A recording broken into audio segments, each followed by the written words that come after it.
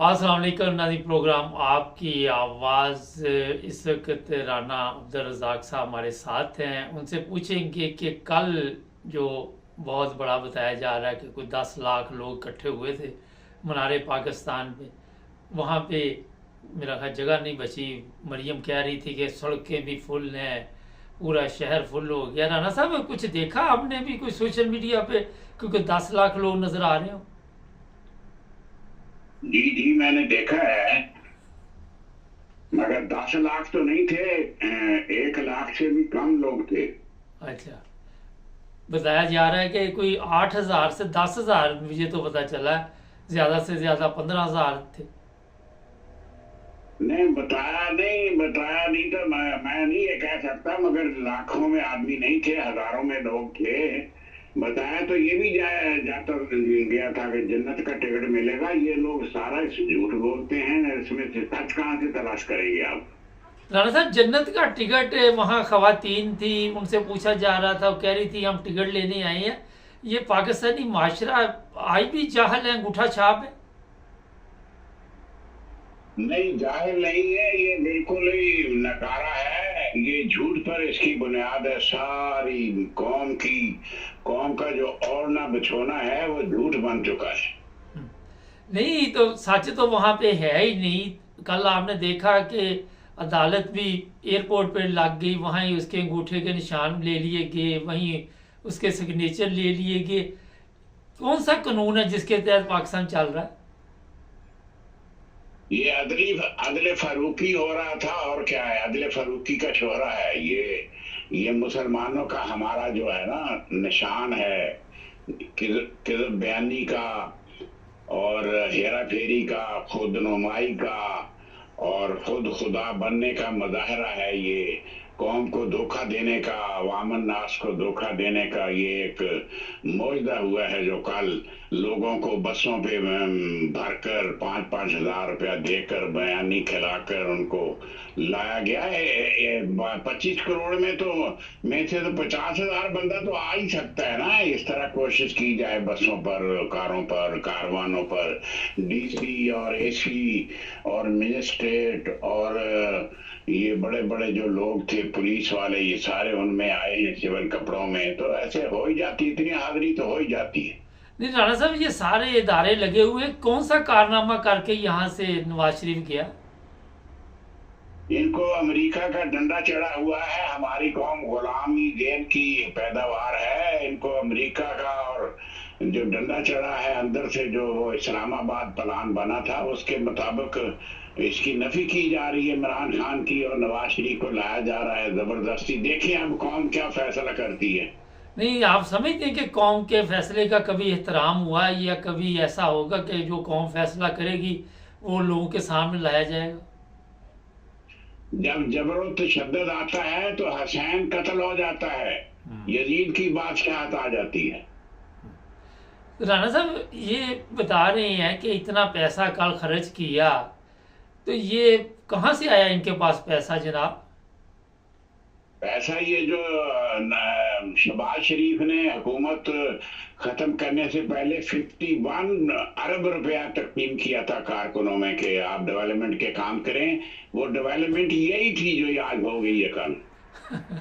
नहीं तो राणा साहब, वहाँ पे तो ऐसी खवातीन थी, कहती हमें 1 लाख रुपया मिला है, बस का किराया भी दे के आए हैं, पूरे गांव को लेके वो आए एक हम। लाख रुपया 1 लाख रुपया इस तरह मिला ना, 20-25 औरतें होंगी, बच्चे होंगे, तो सबको 5-5 हज़ार के हिसाब से तो 1 लाख मिल गया होगा ना एक आध को। तो इमरान खान का जलसा जब होता था तो उसमें तो कोई पैसे नहीं देते थे, लोग खुद आते थे अपना किराया खर्च के। तो आप क्या समझते हैं कि ये जाली तरीके के साथ लोगों को कायल किया जा सकता है?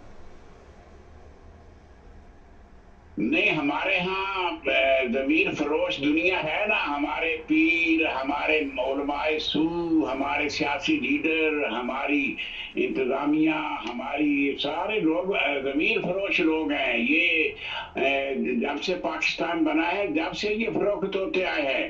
पहले कांग्रेस ने खरीद लिया था उलमाए सू को जब पाकिस्तान बना है। सारी मजहबी जमातों ने पाकिस्तान की मुखालफत की थी, पैसों के चक्कर में की थी ना। फिर उसके बाद क्या हुआ, फिर अयूब खान आ गया, उसके साथ लोग मिल गए, फिर ये भुट्टो आ गया, उसके साथ कुछ मिल गए। इसी तरह ये हमारी कौम बिकाऊ है, ये बिकती आई है, ये नई बात नहीं है ये। अच्छा, लोगों को राणा साहब ये दे दिए पैसे, तकसीम कर दिए। अभी मेरे पास इतला आई है कि 20 से ज़्यादा पीआई के जहाज़ जो है वो आज नहीं उड़ेंगे, क्योंकि पेट्रोल नहीं है, पैसे नहीं है, बजट नहीं है।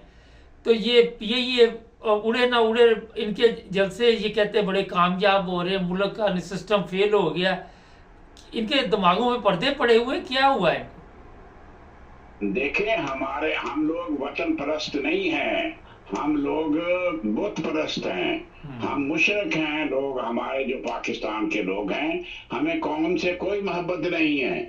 हम कौम की से तनख्वाह लेते हैं, कोई काम नहीं करते, अपना छोटा सा काम करते हैं, उसमें तरक्की होती है, उसको दिलचस्पी से हम कम करते हैं। अपने प्राइवेट जॉब जो हैं, जब गवर्नमेंट की हुकूमत में जाते हैं, ड्यूटी पर जाते हैं 8 घंटे, हम वहाँ काम ही नहीं करते। आप समझते हैं ये पीआई ये जब प्राइवेट हो जाएगी तो फिर मुनाफा बख्शी बिजनेस प्राइवेट कंपनियों का शुरू हो जाएगा?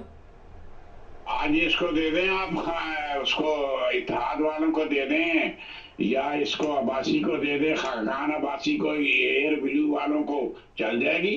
जब गवर्नमेंट का कोई अदारा होगा, स्टील मिल होगी, वापडा होगी, पीटीआई होगी, खसारे में जाएगा। रेलवे का क्या सत्यानाश कर दिया लोगों ने। बात यह है कि हम कौम को खाने वाले हैं, कौम की लाश पर खड़े होकर उसका खून का आखिरी कतरा चूसने वाले यजीद हैं हम लोग। राणा साहब, ये बड़ा एक अहम सवाल है। हम लोग यूरोप में रहते, यहाँ तो हमने नहीं कभी सुना कि यहाँ की रेलवे खसारे में जा रही है, यहाँ के प्लेन खसारे में जा रहे, यहाँ की कोई मिल वो खसारे में जा रही। हमारी ये सब चीज़ें क्यों खसारे में जाती हैं? इसलिए कि ये यहूदी हैं, ईसाई हैं, गैर मजहब हैं, इन्होंने जन्नत में तो नहीं जाना ना। हमारी कौम ने तो जन्नत में जाना है। हम लोग झूठ बोले, चोरी करें, जना करें, जो मर्जी करें, आखिर में हमने बख्शिश हो जाना। हमारी कौम का यही तस्वर है। हमारे जो इल्मी इस्लामी बाबे थे, उन्होंने यही कहा है कि आप उम्मत में तो है ना, और कुछ नहीं। तो राणा साहब, स्कूल प्राइवेट कर रहे हैं, 3,000 से 5-6 हज़ार तक फीस। आप क्या समझते हैं कि ये जो काम शुरू हुआ है इससे गरीब बिल्कुल ही तलीम से चला जाएगा?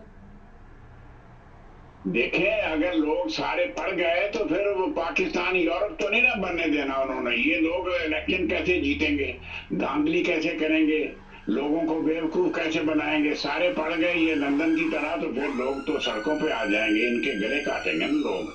इनको अनपढ़ ही रखना है। जागीरदारों ने अपने इलाकों में स्कूल बनने नहीं दिए, तो ये जागीरदाना सोच अपर लेवल पर अब आ गई है।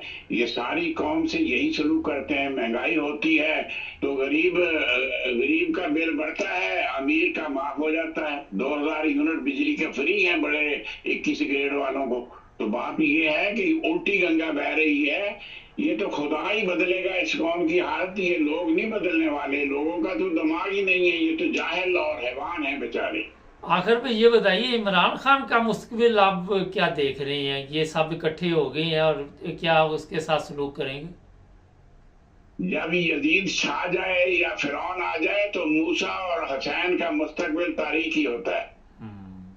ये बड़ी अहम बात की। ये बताइए, ये इस वक्त पीपल्स पार्टी कहाँ खड़ी है? वो भी काफी मेरा ख्याल है आके तो पीपल पार्टी मुनाफिक तरीन जमात है, उसके बानिए जमात की तरह।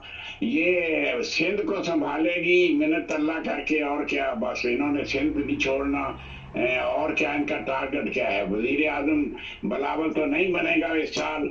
अब सिंध का वजीर आला सिंधी बन जाएगा कोई। नहीं तो ये वजीर आजम आप देख रहे हैं नवाज शरीफ को? देखें जी, जब सारी मशीनरी गवर्नमेंट की सारी मशीनरी ये तुड़ी हुई है उसको वजीर आजम बनाने पर, तो क्यों नहीं इलेक्शन होगा भी तो उसमें धांधली होगी। काउंटिंग फौजियों ने करनी है, काउंटिंग सिविलियन ने करनी है, काउंटिंग इमरान खान के बंदे ने थोड़ी करनी है। जो डब्बे में डालेंगे वही निकलेगा।